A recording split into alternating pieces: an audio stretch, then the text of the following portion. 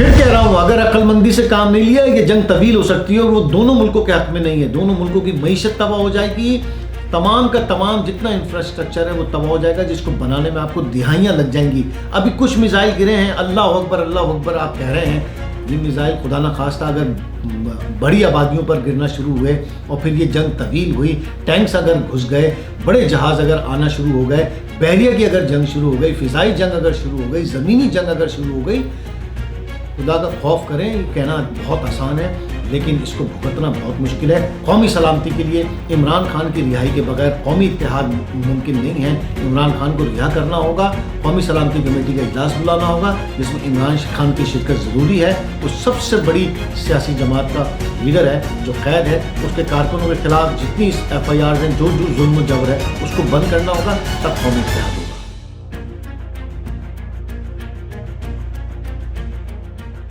ناظرین منور عالم کے چینل میں خوش آمدید کہتے ہیں. اور وہی ہوا جس کا خوف تھا, وہی ہوا جس کا ڈر تھا, اور ہم نے بار بار یہی کہا تھا کہ جنگ دونوں ملکوں کے حق میں نہیں ہے. پاکستان اور بھارت دونوں اس پوزیشن میں نہیں ہیں کہ وہ کوئی طویل جنگ کر سکیں, دونوں کی معیشت اس قابل نہیں ہے. لیکن وہی ہوا کہ پہلگام حملہ اب تہلگام بن گیا ہے. اور پہلگام حملہ جس کو وجہ بنائی بھارت نے حملہ کرنے کی پاکستان پر, اور اس میں جو بھی سیاح مارے گئے کشمیر میں, اس کو واقعے کو بھارت نے بنیاد بنایا. اور اس کے بعد اب گزشتہ رات انہوں نے حملہ کیا پاکستان پر, اور پاکستان پر 19 میزائل داغے ہیں اور 6 مقامات ہیں جہاں پر پاکستان پر حملہ کیا ہے بھارت نے. اور صرف بھارت کے اس جارحیت, اس حملے کے خلاف پاکستان نے فوری رسپانس کیا. اور کیا رسپانس کیا ہے؟ پاکستانی فضائیہ ویسے بھی مضبوط ترین فضائیہ میں شمار ہوتی ہے دنیا بھر کی, اور وہی ہوا ہے جو پاکستان فضائیہ سے کیا جا رہا تھا کہ وہ پاکستان فضائیہ چھوڑے گی نہیں اگر بھارت نے حملہ کیا.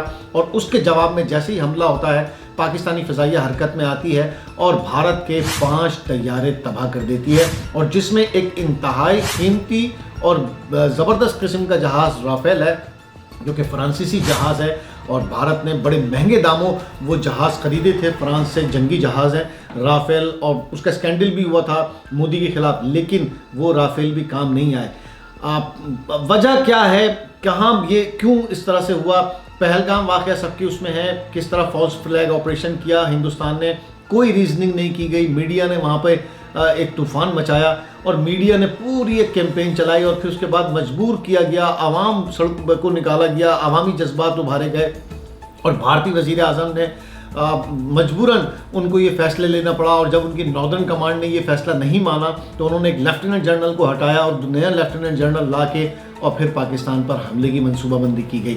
اور حملے کہاں ہوئے ہیں؟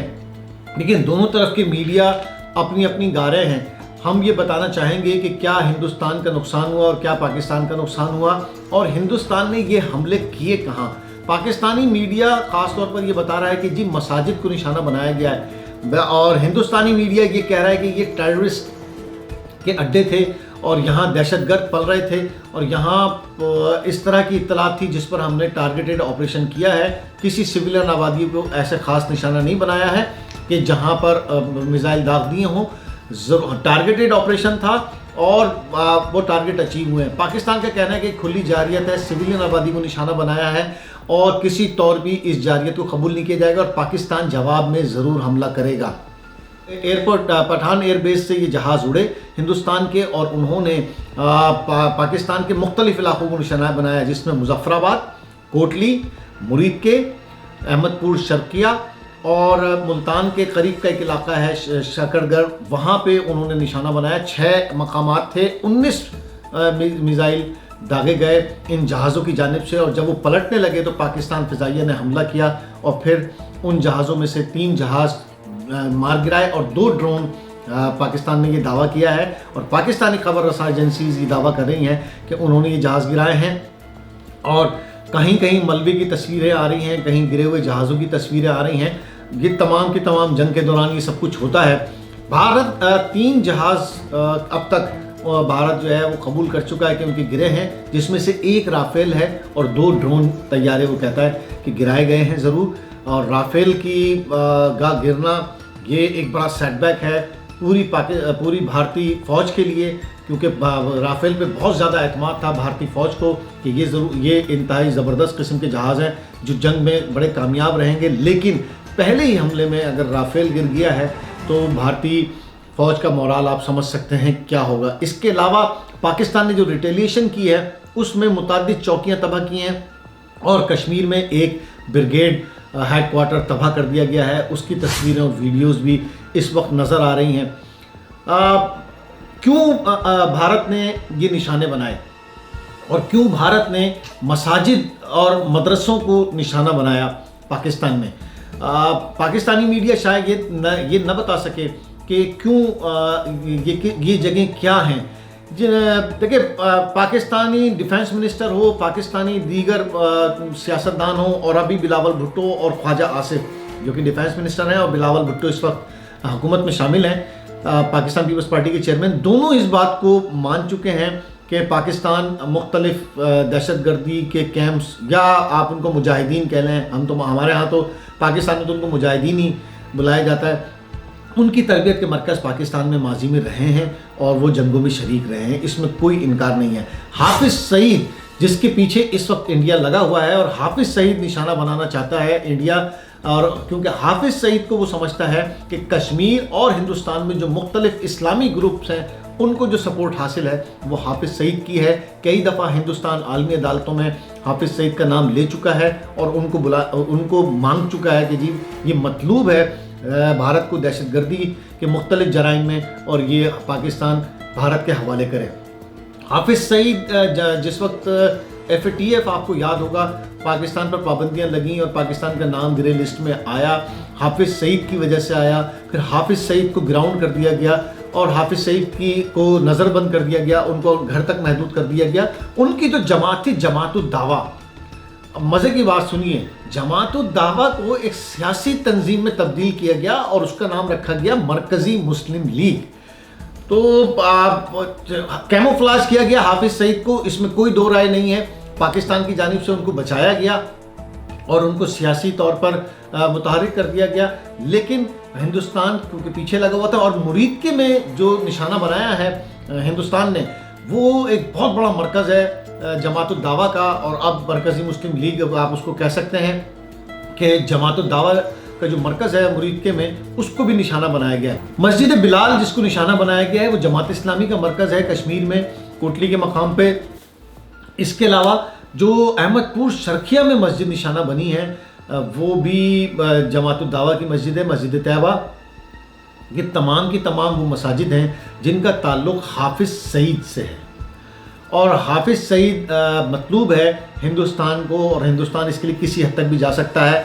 जैसे ये हमले हुए हैं, अमरीकी सदर ट्रंप ने भारत की मजम्मत की है, भारत को कहा है कि ये शर्मनाक अमल किया है, भारत को हमला नहीं करना चाहिए था। इसके अलावा चाइना ने वाज़े तौर पे पैगाम दिया दोनों मुल्कों को, उन्होंने कहा कि जी जंग नहीं होनी चाहिए और अगर होगी तो हम पाकिस्तान के साथ हैं। इसके अलावा ईरान ने अपना स्टेटमेंट जारी किया है क्योंकि सारे ये पड़ोसी ममालिक हैं, ईरान पाकिस्तान का पड़ोसी है। ईरानी वज़ीर ख़ारजा ने यह बयान जारी किया है कि वो सालिसी के लिए तैयार हैं। हिंदुस्तान और पाकिस्तान के दरमियान अगर कोई मुज़ाकरात या बातचीत की कोई गुंजाइश है तो ईरान उसमें अपना किरदार अदा कर सकता है। ये सालिसी की पेशकशें आती रही हैं। अब देखना यह है कि इस वक्त जो जंग चल रही है उसमें बहुत सारे पाकिस्तानी ऐसे नज़र आ रहे हैं या ऐसे पाकिस्तानी अकाउंट्स नज़र आ रहे हैं या बहुत सारे पाकिस्तानी ऐसे नज़र आ रहे हैं जो अपनी ही फ़ौज पर तनकीद करते हुए दिखाई दे रहे हैं। और ऐसे माहौल में भी वो सपोर्ट तो कर रहे हैं लेकिन साथ में कुछ ऐसे तंज़िया जुमले या इस तरह के चुपते हुए जुमले वो कह रहे हैं जो गुस्से का इजहार करते हैं। पिछले 2.5 साल के दौरान जो कुछ पाकिस्तान में हुआ उसका गुस्सा भी निकाला जा रहा है पाकिस्तानी आवाम की। देखा जाए तो आवाम उस तरह से मुत्तहिद नहीं नज़र आती पाकिस्तान में जिस तरह से किसी जंगी माहौल में हुआ करती थी। बहुत सारी बाइफिकेशंस नज़र आ रही हैं, बड़ी तकसीम नज़र आ रही है और उसका मेन मरकज़ है पाकिस्तान तहरीक इंसाफ और इमरान खान की क़ैद। अगर आप कौमी सलामती की कोई मीटिंग बुलाते हैं या आप कौमी इत्तेहाद चाहते हैं तो इमरान खान की रिहाई ज़रूरी है। इस मौके पर ख़ास तौर पर जब पूरी कौम को मुत्तहिद करना है तो ये कैसे मुमकिन है کہ جو پارلیمنٹ کی سب سے لارجر جماعت ہو، جس نے سب سے زیادہ ووٹ اس ملک میں لیے ہوں، اس کا قائد قید میں ہو، اس کے کارکنان کو اٹھایا جا رہا ہو، ایف آئی آرز درج کی جا رہی ہوں، عدالتوں سے ان کو انصاف نہ مل رہا ہو، ایک دفعہ ایک جیسی جیل سے نکلتے ہوں پھر گرفتار کر لی جاتے ہوں، ایک دن میں کئی مقدمات ان پر مختلف شہروں میں درج کر دیے جاتے ہوں، اور اس کے بعد ان سے کہا جائے کہ جی آپ ایسے حالات میں ساتھ دیں، آپ ایسے حالات میں اتحاد کا مظاہرہ کریں، اب کچھ بھی ہو جائے، اب بھارت سے جنگ ہو رہی ہے، آپ تمام مسائل چھوڑ کے تم سب کچھ بھول بھال کے اور آپ آگے بیٹھ جائیں قومی سلامتی کے لیے۔ قومی سلامتی کا مقصد تو یہ ہوتا ہے ریاست اگر اسی طرح جبر کسی پر کرتی رہے اور اس کے بعد کہے کہ آ کے ہمیں ہمارا ساتھ بھی دیں، تو یہ کیسے ممکن ہے؟ ریاست کو اگر ایک طرف سے یہ اتحاد چاہیے تو ان کو بھی کچھ ایسے اقدامات کرنے ہوں گے کہ جس کی وجہ سے پوری قوم متحد نظر آئے۔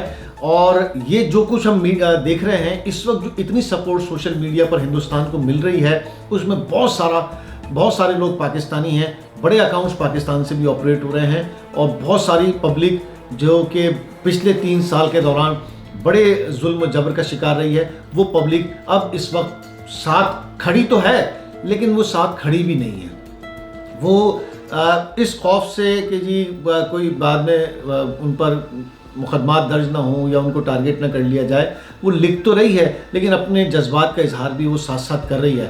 تو تمام لوگوں سے، وہ تمام لوگ جو اس وقت یہاں پر ہمارا یہ پروگرام دیکھ رہے ہیں، وہ جب تک عمران خان کی رہائی نہیں ہوگی قومی سلامتی کا ایجنڈا مکمل نہیں ہوگا۔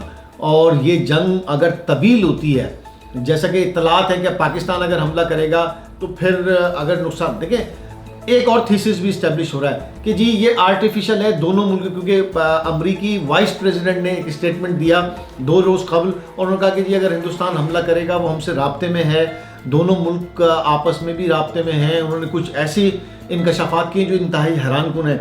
یہاں تک کہا امریکی صدر نے کہ جی بھارت مخصوص مقامات کو نشانہ بنائے گا میوچل انڈرسٹینڈنگ سے۔ میوچل انڈرسٹینڈنگ کا مطلب پاکستان اس میں شامل ہوگا، لیکن ہمیں اس تھیسس میں اتنی جان نہیں لگتی۔ اگر یہ میوچل انڈرسٹینڈنگ ہوتی تو پھر رافیل طیارہ کم سے کم نہ گرتا اور SU-3 طیارہ وہ تباہ نہ کراتا ہندوستان، اور اس طرح کا نقصان نہ ہوتا اگر یہ میوچل انڈرسٹینڈنگ والی جو تھیسس ہے کہ جی یہ دونوں ملک طے کر کے کر رہے ہیں، یہ تو نہیں ہے۔ کیونکہ اگر میوچل میں ہوتا تو وہ کچھ میزائل گراتے اور کچھ میزائل پاکستان مارتا مختلف جگہوں پہ، اور یہ دونوں اپنی عوام کو ٹھنڈا کر لیتے، یہ ہو جاتا۔ لیکن رافیل طیاروں کا نقصان اور پھر اس کے بعد طیاروں کا گرنا، ڈرونز کا گرنا، یہ میوچل انڈرسٹینڈنگ کے ساتھ ہونے والی جنگ کا ہمیں نہیں لگتا۔ یہ میوچل انڈرسٹینڈنگ نہیں ہے، یہ باقاعدہ جنگ ہے، اور یہ پھیل سکتی ہے اگر اس کو کنٹرول نہ کیا گیا، کیونکہ جب دونوں طرف سے لوگ مریں گے اور دونوں طرف سے جب شہادتیں ہوں گی، لوگوں کے جذبات ابھارے جائیں گے، عوام کا پریشر حکومت پر آئے گا، تو پھر جنگ کو طول دینا پڑے گا، پھر اپنے ٹارگٹ اچیو کرنے پڑیں گے۔ اور یہ جنگ اگر طویل ہوئی تو دونوں ایٹمی طاقتیں ہیں، نقصان انتہائی زیادہ ہوگا۔ تو اس پروگرام میں ہم آپ سے یہی کہتے ہیں کہ ایک تو جنگ کسی کے بھی حق میں نہیں ہے، جنگ کو روکا جائے۔ پاکستان میں اگر قومی سلامتی اور قومی اتحاد آپ لوگ چاہتے ہیں تو عمران خان کے بغیر یہ ممکن ہے نہیں کہ سب سے بڑی سیاسی جماعت کا لیڈر قید ہو، اس کے کارکنان کو گرفتار کیا جا رہا ہو، ان کے کارکنان کے خلاف آپریشن چل رہا ہو، اور آپ یہ جنگ پوری قومی سطح پر جیت جائیں، یہ ممکن نہیں ہے۔ تو پہلی بات تو یہ کہ جنگ کو بند ہونا چاہیے، جو نقصانات ہوئے ہیں ان کو دیکھنا چاہیے، اور اس کے ساتھ ساتھ قومی سلامتی کے طور پر سیاسی ایک ایجنڈا ایسا بنایا جائے جس میں تمام سیاستدان مل بیٹھ کر پاکستان کے تحفظ کے لیے کام کرنے کی قسم کھائیں اور اس پر عمل کریں۔ عمران خان کو بھی رہا کریں، سب ساتھ بیٹھیں اور اس جنگ کو ٹالیں۔ بہت شکریہ۔